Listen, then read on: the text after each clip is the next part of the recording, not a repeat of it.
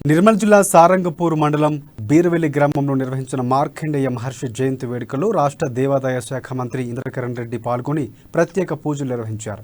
శ్రీ భూలక్ష్మి విగ్రహ అలాగే ధ్వజస్తంభ ప్రతిష్టాపన చేపట్టారు. తెలంగాణ రాష్ట్రం ఏర్పడిన తర్వాత ఆలయాలకు మహర్దశ వచ్చిందని మంత్రి అన్నారు. నిర్మల్ జిల్లాలో ఇప్పటివరకు 600కు పైగా ఆలయాలు నిర్మించుకున్నామని తెలిపారు. ముఖ్యమంత్రి కేసీఆర్ ధూపదీప నైవేద్యాల కొరకు ప్రతి ఆలయానికి 6,000 రూపాయలు అందిస్తున్నారని తెలిపారు. అనంతరం పద్మశాలి సంఘ కమ్యూనిటీ భవనాన్ని ప్రారంభించారు. అన్నదానం చేపట్టారు.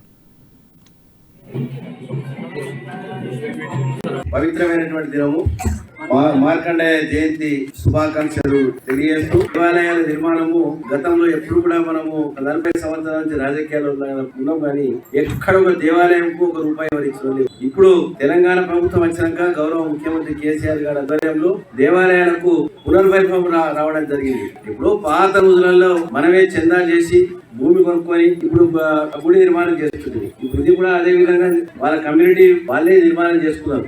ఇక్కడ ధూపదీప నైవేద్యానికి ఇస్తున్నాం.